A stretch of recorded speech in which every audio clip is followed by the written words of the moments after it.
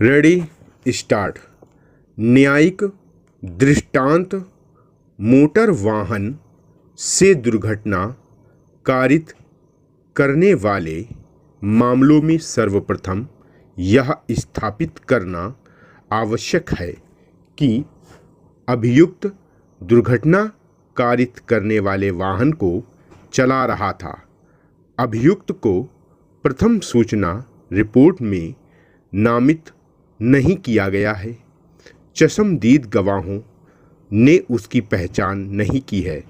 ऐसे में प्रस्तुत न्यायिक दृष्टांत हस्तगत मामले पर पूर्णतः चस्पा होता है, जिससे यह संदेह से परे साबित नहीं होता है कि अभियुक्त ने तेज गति, उपेक्षा व लापरवाही से चलाकर मारकर मानव जीवन को संकट आपीत किया, जिसके परिणाम स्वरूप परिवादी की मृत्यु कारित हुई।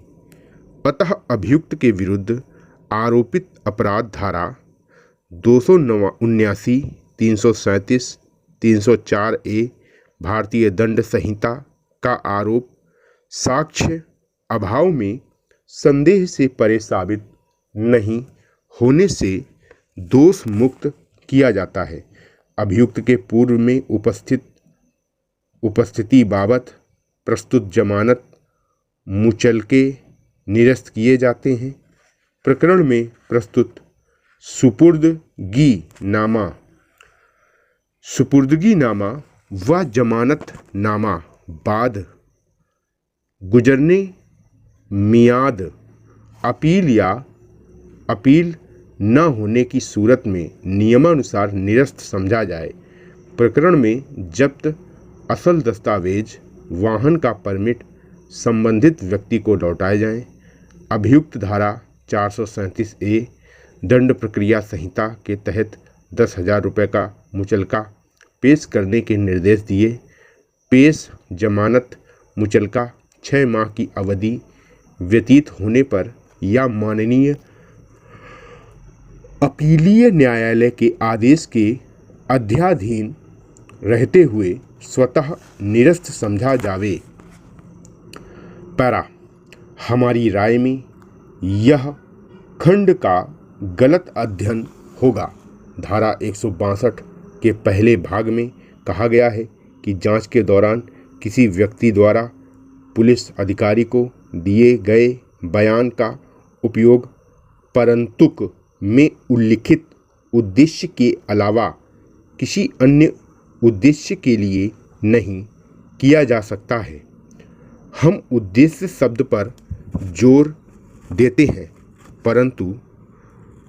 परंतुक में उल्लिखित उद्देश्य ऐसे गवाह द्वारा पुलिस अधिकारी को दिए गए पिछले बयान का उपयोग करके अदालत में अभियोजन पक्ष के गवाह द्वारा राज्य के पक्ष में दिए गए साक्ष्य को बदनाम करना है। यह धारा इसके अलावा किसी अन्य उद्देश्य के लिए कथन के उपयोग को प्रतिबंधित करती है। यह नहीं कहता कि बयान का उपयोग केवल आरोपी के अनुरोध पर किया जा सकता है।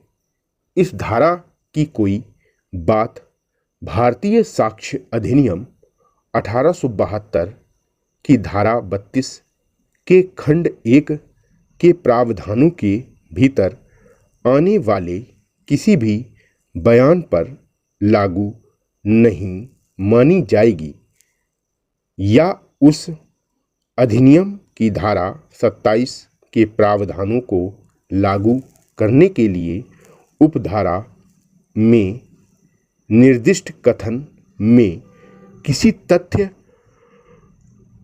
या परिस्थिति को बताने में चूक विरोधाभास के समान हो सकती है, यदि वह उस संदर्भ को ध्यान में रखते हुए सार्थक और अन्यथा प्रासंगिक नहीं प्रतीत होता है जिसमें ऐसी चूक होती है और क्या कोई चूक विशेष संदर्भ में विरोधाभास के बराबर है?